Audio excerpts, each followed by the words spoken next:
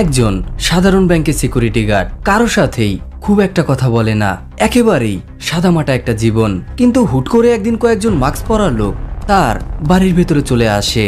কিন্তু কারাই মাস্ক পরা লোক? অন্যদিকে এই শহরের সবচাইতে ভয়ানক মাফিয়া, সেও তাকেই হত্যা করতে চায়, কিন্তু সম্পর্কে তারা আত্মীয়। তাহলে কেই লোক, আর কেনই বা সবাই তাকেই হত্যা করতে চায়? এই পুরো ঘটনাটাকে নিয়ে আজকের এই মুভিটি। আর হ্যাঁ, যদি ভিডিওটা ভালো লেগে থাকে তাহলে অবশ্যই একটা লাইক করবেন, এবং চ্যানেলে যদি নতুন হয়ে থাকেন তাহলে অবশ্যই চ্যানেলটাকে সাবস্ক্রাইব করবেন। তো যাওয়া যাক মুভির স্টোরিতে। মুভি শুরুতে আমরা থমাস নামের একজনকে দেখি, যে হচ্ছে একজন ব্যাংকের সিকিউরিটি গার্ড। তবে থমাস এক সময় সামরিক অফিসার ছিল। একটি দুর্ঘটনা তার পুরো জীবনটাকে পরিবর্তন করে দেয়। সে তার চাকরিটাকে ছেড়ে দেয়, এমনকি তার নামটাকেও পরিবর্তন করে ফেলে। তার অরিজিনাল নাম হচ্ছে মার্ক, তবে সে এখন থমাস নামেই পরিচিত। সে তার নতুন এই জীবনটাকে নিয়ে অনেক বেশি হ্যাপি। পাশাপাশি থমাস অনেক ডিসিপ্লিন একজন মানুষ। আমরা এখানে থমাসের মেয়েকেও দেখি, যার নাম হচ্ছে কার্লি। থমাসের প্রতিদিনের কাজ হচ্ছে সকাল সকাল তার মেয়েকে স্কুলে পৌঁছে দেওয়া এবং তার ওয়ার্ক প্লেসে যাওয়া। তবে এখানেও থমাসের খুব একটা কাজ নেই, সারাদিন খবরের কাগজ পড়া এবং মাঝে মধ্যে সিসিটিভি ফুটেজগুলোকে দেখা, ব্যাস এতটুকুই। থমাস তার কাজ শেষ করে কার্লিকে নিয়ে আবারও বাড়িতে ফিরে আসে। তার সারাদিনে এতটুকুই ব্যস্ততা, এছাড়া তার জীবনে খুব একটা ব্যস্ততা নেই। এরকমই একদিন রাতে থমাস যখন তার মেয়েকে খাবার খাইয়ে ঘুমোতে যাওয়ার জন্য বলে, থমাস তখন বাইরে অদ্ভুত কিছু একটা দেখে। থমাস যখন সেটাকে ভালোভাবে দেখার জন্য যায়, তখন আমরা একটি গাড়িকে দেখি যেটা তার বাড়ির সামনে এসে দাঁড়ায় এবং কিছু লোক তাড়াহুড়ো করে তার বাড়ির মধ্যে আসতে থাকে। থমাস দৌড়ে দরজার কাছে যায়। ঠিক তখনই আমরা তিনজন অদ্ভুত মাস্ক পরা লোককে দেখি, যারা থমাসের উপরে অতর্কিত হামলা চালায়। থমাস কিছু বুঝে ওঠার আগেই তারা তার উপরে এলোপাথারি আঘাত করতে থাকে। থমাসও নিজেকে বাঁচানোর জন্য অনেকভাবেই চেষ্টা করতে থাকে, কিন্তু একসময় থমাস নিজেকে আর কোনোভাবেই রক্ষা করতে পারে না।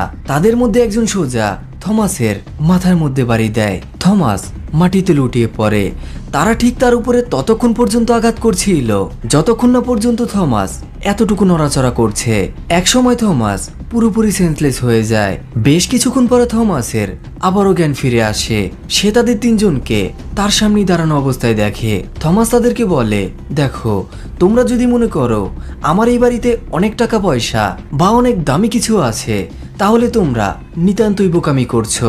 আমার কাছে একদমই টাকা পয়সা নেই। ওই মাস্ক পরা লোকদের মধ্যে একজন প্রচন্ড পরিমাণে রেগে যায়। সে তার মাস্কটাকে খুলে ফেলে এবং থমাসকে এটা জিজ্ঞাসা করে, আমি বেশি কথা একদমই পছন্দ করি না, আমাদেরকে জাস্ট এতটুকুই বলো কোকেনগুলো এখন কোথায়। থমাস তাদেরকে বলে, তোমরা কোন কোকেনের কথা বলছো? আমার কাছে তো কোনো কোকেন ফোকেনই নেই। তখন আমরা ওই মাস্ক পরা লোকদের একজনকে দেখি, যে থমাসের মেয়েকে বাইরে নিয়ে আসে এবং তাকে বলে, দেখো, তুমি যদি এখন আমাদেরকে ওই কোকেনের বিষয় না বলো, আমরা ওকে এখানেই মেরে ফেলবো। তাহলে তুমি কোনটা দেখতে চাও? তুমি কি আমাদেরকে ওই কোকেনের বিষয়ে বলবে, নাকি তোমার মেয়ের মৃত্যুটাকে দেখবে? থমাস তাদেরকে বলে, তোমরা যাকে খুঁজছো আমি মোটেও সেই লোক না। তোমরা যদি আমার কথা বিশ্বাসই না করো, তাহলে আমার ইলেকট্রিক বিলটাকে দেখো। তাদের মধ্যে একজন যখন থমাসের ইলেকট্রিক বিলটাকে দেখে, তখন তারা এটা বুঝতে পারে আসলেই তারা যাকে খুঁজছে থমাস ওই ব্যক্তি না, তারা এখন ভুল ঠিকানায় আছে। কিন্তু ওই মাস্ক পরা লোকদের মধ্যে যে তার মাস্কটাকে খুলে ফেলেছে, সে প্রচন্ড ঘাবড়ে যায়, কারণ একে তো তারা এখন ভুল ঠিকানায়, অপরদিকে সে তার মাস্কটাকে খুলে ফেলেছে। তাই তারা এখন যখনই এখান থেকে যাবে, থমাস সোজা পুলিশের কাছে ইনফর্ম করবে। হয়তোবা সে তার স্কেচও আঁকিয়ে দিতে পারে। এই জন্য সে কোনোভাবেই থমাসকে জীবিত ছাড়তে চায় না। সে সব দিক থেকে প্রস্তুত থমাসকে মারার জন্য, কিন্তু থমাসও এটা ভালোভাবেই বুঝতে পারে এখানে কি হতে যাচ্ছে। এই জন্য সে কোনো রকমই নিজেকে শান্ত করে এবং সুযোগ বুঝেই ওই মাস্ক পরা লোকদের মধ্যে একজনের বন্দুকটাকে হাতিয়ে নেয় এবং এক এক করে সবাইকে মেরে ফেলে। কিছুক্ষণের মধ্যেই থমাস পুলিশদের কাছে ইনফর্ম করার সিদ্ধান্ত নেয়, কিন্তু যতক্ষণে সেই পুরো ঘটনাটা পুলিশদেরকে জানায়, ততক্ষণে সে আবারও অজ্ঞান হয়ে যায়। পরবর্তীতে থমাসের যখন আবারও জ্ঞান ফিরে আসে, সে নিজেকে হসপিটালের মধ্যে দেখে, তবে হাত করা লাগানো অবস্থায়। থমাস বুঝতেই পারছিল না কেন তার সাথে এরকমটা করা হচ্ছে। তখনই আমরা গোয়েন নামের একজন সিনিয়র ডিটেকটিভকে দেখি, যে সোজা থমাসের কাছে যায় এবং তাকে বলে, তুমি 3 জনকে হত্যা করেছ, এই জন্য তুমি এখন আমাদের হাতে বন্দি। থমাস এগুলো শুনে প্রচন্ড পরিমাণে চমকে যায়। সে তখন ডিটেকটিভকে বলে, কেমন ধরনের মার্ডার? কারণ যদি আমি ওদেরকে না মারতাম ওরা আমাদের 2 জনকেই মেরে ফেলতো। কিন্তু ওই ডিটেকটিভ তাকে বলে, তোমার কথা এখন কেউ বিশ্বাস করবে না, এখন আমরা তোমার আসল পরিচয় সম্পর্কে জানি, এই জন্য গভর্নমেন্টও চায় তোমার উপরে প্রপার ইনভেস্টিগেশন করা হোক। থমাস তাকে অনেকভাবেই বোঝানোর চেষ্টা করে, কিন্তু তখনই সে টিভিতে দেখে যেখানকার প্রত্যেকটি টিভি চ্যানেলই তার বিষয়ে নিউজ রিপোর্ট করছে, যেখানকার হেডলাইনই ছিল কেই মার্টিন পার্কার। থমাস এটা ভালোভাবে বুঝতে পারে তার সামনে কত বড় একটা বিপদ। মুভি প্রেমীদের জন্য স্পেশাল অফার শুধুমাত্র 1xBet-এ 100% বোনাস প্রথম ডিপোজিটেই। আমি জানি এটা অবিশ্বাস শোনাতে পারে, কিন্তু কিছু বিনামূল্যে নগদ অর্থ উপার্জন করা এখন অনেক সহজ হয়ে গেছে এবং আমার ফলোয়ার্সরা ইতোমধ্যে এটি করে ফেলেছে। ফাহিম, আজাদ, আবরার এবং হাসিফকে অনেক ধন্যবাদ, এরা এটা চেষ্টা করেছে এবং ইতোমধ্যেই জিতেছে। আপনিও এটি করতে পারেন শুধুমাত্র এই 3টি সহজ ধাপ অনুসরণ করে। 1. আমার ডেসক্রিপশনে থাকা লিঙ্কে ক্লিক করুন এবং 1x প্ল্যাটফর্মে নিবন্ধন করুন। 2. নিবন্ধন করার পরে ন্যূনতম 300 টাকা জমা করুন। 3. উপর বিভাগে যান এবং আমার প্রোমো কোড FLICKV টাইপ করুন। এরপরে আপনি তাৎক্ষণিকভাবে 50 থেকে 1 লক্ষ টাকা পর্যন্ত বোনাস পাবেন। আপনি উপার্জনের পরে বিকাশ, নগদ, রকেট উপায়ের মাধ্যমে আপনার ব্যাংক অ্যাকাউন্টে স্থানান্তর করতে পারবেন, অথবা 1x প্ল্যাটফর্মে একাধিক গেম খেলে সেই পরিমাণকে আরও বাড়াতেও পারবেন। সে যখন তার চারপাশটাকে ভালোভাবে লক্ষ্য করে তখন সে বেশ কয়েকজন পুলিশ অফিসারকে দেখে যারা তাকে চারদিক থেকে পাহারা দিচ্ছে। তখনই আমরা একজন নার্সকে দেখি যে থমাসের রুমের মধ্যে যায় এবং থমাসকে বলে, তোমার সাথে তোমার উকিল কথা বলতে চায়। সে যখন ওই কলটাকে রিসিভ করে তখন সে এটা জানতে পারে এ আর অন্য কেউ নয় বরং তারই বন্ধু এবং সহকর্মী ফেডারেল অফিসার রে তখন থমাসকে বলে, দেখো তোমাকে এখন তোমার আসল পরিচয়টাকে সবাইকে জানাতে হবে, নয়তো তুমি এই ঝামেলা থেকে কোনোভাবেই বেরোতে পারবে না। আমাকে শুধুমাত্র 2 ঘন্টা সময় দাও, আমি যত দ্রুত সম্ভব লন্ডন শহরে আসছি এবং তোমাকে যত দ্রুত সম্ভব এই পুরো ঘটনা থেকে বাইরে বের করে আনবো। থমাসের যখন কথা শেষ হয় সে ইচ্ছে করেই তার কলমটাকে নিচের দিকে ফেলে দেয়। ওই নার্স যখন কলমটাকে ওঠানোর জন্য নিচের দিকে ঝুঁকে তখন আমরা থমাসকে দেখি যে একটি ক্লিপের মতো তার হাতের মধ্যে রেখে দেয়। যখনই নার্স বাইরের দিকে আসে থমাস ওই পিনের মাধ্যমে তার হাত করাটাকে খুলে ফেলে এবং কোনো রকমে প্রথম পুলিশ অফিসারকে নিমিষে অজ্ঞান করে দেয়। তখনই আমরা সেখানে আরো 2 জন পুলিশ অফিসারকে দেখি, কিন্তু থমাস তাদেরকেও নিমিষে অজ্ঞান করে ফেলে। অন্যদিকে আমরা কপার নামের একজন ভয়ানক মাফিয়াকে দেখি যার সাথে 2 জন ডিলার দেখা করার জন্য আসে এবং তাকে জানায়, আমরা তোমার থেকে যেই অস্ত্রগুলোকে কিনেছিলাম সেগুলো একদমই ঠিকভাবে কাজ করছে না। কপার তাদেরকে বলে, আমাকে ওগুলোর একটা দাও। কপার তখন ওই বন্দুকটা দিয়েই তাদের 2 জনকেই সেখানে মেরে ফেলে এবং তাদেরকে বলে, আমার অস্ত্রে কোনো রকম কমতি নেই, কমতি শুধুমাত্র যে এটাকে চালাবে। তখনই আমরা সেখানে তার সেক্রেটারিকে দেখি। কপারের সেক্রেটারি তাকে থমাসের নিউজটাকে দেখায় এবং তাকে জানায় মার্ক এখন লন্ডনে অবস্থান করছে। আর এখান থেকে আমরা এটা জানতে পারি যে কপার সম্পর্কে থমাসের শ্বশুর। তবে কপার থমাসকে একদমই সহ্য করতে পারে না, কারণ কপার মনে করে তার মেয়ের মৃত্যুর জন্য থমাসই একমাত্র দায়ী। অপরদিকে সে কার্লিকে অনেক বেশি ভালোবাসে, সে তার এই সবকিছু কার্লিকে দিয়ে যেতে চায়। আর যেহেতু থমাস এগুলোর মধ্যে দেয়াল হয়ে দাঁড়িয়েছিল এই জন্য সে থমাসকে কোনোভাবেই জীবিত দেখতে চায় না। কিছুক্ষণের মধ্যে আমরা কপারকে এই শহরের সবচাইতে ভয়ানক কন্টাক্ট কিলারের সাথে যোগাযোগ করতে দেখি। সে তাকে জানায় থমাস এখন লন্ডনে অবস্থান করছে, তাই তুমি এখন যেভাবেই হোক না কেন ওকে ওখানেই শেষ করে ফেলবে এবং যত দ্রুত সম্ভব কার্লিকে আমার কাছে নিয়ে আসবে, ওর গায়ে যেন এতটুকু আঁচড় না আসে। আর এই কিলারের নাম হচ্ছে বিশপ। কপার তাকে এতগুলো টাকার অফার দেয় যেটা বিশপ কোনোদিনও কল্পনাও করতে পারেনি। পরবর্তীতে আমরা বিশপকে দেখি যে খুব সহজেই থমাসের লোকেশনটাকে ট্র্যাক করে ফেলে। আর অন্যদিকে আমরা কার্লিকে দেখি যে এখন পুলিশের তত্ত্বাবধানে, যেখানে ডিটেকটিভরা তাকে বিভিন্ন জিজ্ঞাসাবাদ করছিল। তখন আমরা ওই ডিটেকটিভকে দেখি যে তার সহকর্মীকে জানায়, আমাদেরকে এখন যেভাবেই হোক না কেন কার্লিকে অন্য একটা জায়গায় নিয়ে যেতে হবে, কারণ থমাস এখন আমাদের কন্ট্রোলে নেই, ও এখানে যে কোনো সময় চলে আসবে। আর তখনই আমরা থমাসকে দেখি যে ওই বিল্ডিংটার মধ্যে আসে এবং সেখানকার লোকদেরকে মেরে তাকে এটা জিজ্ঞাসা করে কার্লি এখন কোথায়। সে তাকে তার লোকেশনটাকে দিয়ে দেয়। থমাস যখনই উপরের দিকে যায় সে সেখানে বিশপকে দেখে, যে সেখানকার কম্পিউটারের মধ্যে থেকে বিভিন্ন ডেটা কালেক্ট করছিল। বিশপ যখনই থমাসকে দেখে সে দৌড়ে তার দিকে যায়। থমাস কোনো রকমে সেখান থেকে পালায়, কিন্তু এরপরও বিশপ তাকে অনেকভাবে খোঁজার চেষ্টা করে। সে সেখানকার প্রত্যেকটা রুমকে ভালোভাবে খুঁজতে থাকে। আর অন্যদিকে আমরা থমাসকে দেখি যে বিশপকে ফাঁকি দিয়ে আবার ওই কম্পিউটারের কাছে যায় এবং কোনো রকমে কার্লির বিষয়ে সকল ইনফরমেশন একটি নোটপ্যাডের ভেতরে লেখে এবং ওই কম্পিউটার ফাইলটাকে পুরোপুরি ডিলিট করে দেয়। থমাস তখন কোনো রকমে বাইরের দিকে চলে যায় এবং একটি ট্যাক্সির ভেতরে ওঠে। তখনই আমরা বিশপকেও সেখানে দেখি। এভাবেই সে তাকে আবারও ফলো করতে থাকে। কিছুক্ষণের মধ্যেই বিশপ ওই ড্রাইভারের সাথে যোগাযোগ করে। সে ওই ড্রাইভারকে জানায় আমি একজন পুলিশ সদস্য এবং তোমার গাড়িতে যে রয়েছে সে অনেক ভয়ানক একজন আসামি, তাই জলদি গাড়িটাকে থামাও। আর তুমি যদি চাও তোমার উপরে কোনো রকম সরকারি নিষেধাজ্ঞা না আসুক তাহলে আমি যেমনটা বলবো তুমি ঠিক সেরকমটাই করবে। তুমি গাড়িটাকে পেট্রোল পাম্পের দিকে নিয়ে যাও।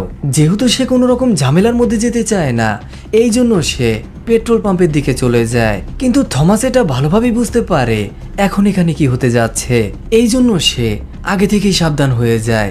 অন্যদিকে আমরা কিছুক্ষণের মধ্যেই বিশপকেও সেখানে দেখি, কিন্তু সে যখন ওই ট্যাক্সিটার মধ্যে যায় সে সেখানে কাউকেই দেখতে পায় না। এই জন্য সে সোজা কন্ট্রোল রুমের ভেতরে যায় এবং তাদেরকে জানায় আমি হচ্ছি পুলিশের একজন সদস্য, তাই আমাকে এখানকার সিসিটিভি ফুটেজগুলোকে দেখাও। বিশপ যখন ওই সিসিটিভি ফুটেজগুলোকে চেক করে তখন সে এটা জানতে পারে থমাস এখান থেকে ট্রাকে করে পালিয়েছে। অন্যদিকে আমরা থমাসকে দেখি যে এটা বুঝতে পারে বিশপ এখনো তাকে ফলো করছে। এই জন্য সে ট্রাক থেকে নেমে যায় এবং কোনো রকমে একটি কেবল কারের মধ্যে ওঠে। বিশপ যখন ওই কেবল কারটাকে দেখে সে সেখানে দুজন ভয়ানক গুন্ডাদেরকেও দেখে যারা টাকার বিনিময়ে যা খুশি করতে পারে। সে তখন তাদেরকে $10,000 দেখায় এবং তাদেরকে বলে তোমরা যদি ওকে অজ্ঞান করে আমার কাছে নিয়ে আসতে পারো তাহলে তোমরা এই $10,000 পাবে। যেহেতু তারা টাকার বিনিময়ে যা খুশি করতে পারে এই জন্য তারাও রাজি হয়ে যায় এবং থমাসের উপর আক্রমণ করে। কিন্তু এখানে আমরা থমাসকে দেখি যে নিজেকে রক্ষা করার জন্য সব দিক থেকে চেষ্টা করছিল। আর এভাবেই সেখানে ভয়াবহ একটি ফাইট শুরু হয়। এখানে আমরা একজন বিজনেসম্যানকে দেখি যে প্রচন্ড ভয়ের মধ্যে ছিল, তবে থমাস এটা ভালোভাবেই বুঝতে পেরেছে যদি আমি এদেরকে অজ্ঞান করতে না পারি তাহলে এরা আমাকে অজ্ঞান করে ফেলবে। এই জন্য থমাস তাদেরকে ততক্ষণ পর্যন্ত মারে যতক্ষণ না পর্যন্ত তারা পুরোপুরি অজ্ঞান হয়ে যায়। এরপর থমাস ওই বিজনেসম্যানের কাছে যায় এবং তার ফোনের মাধ্যমে রেকে কল করে। থমাস তাকে জানায় আমি এখন কেবল কারের মধ্যে আছি, তাই তুমি যত দ্রুত সম্ভব পরের স্টেশনে চলে আসো। রে তাকে বলে আমি শীঘ্রই সেখানে আসছি।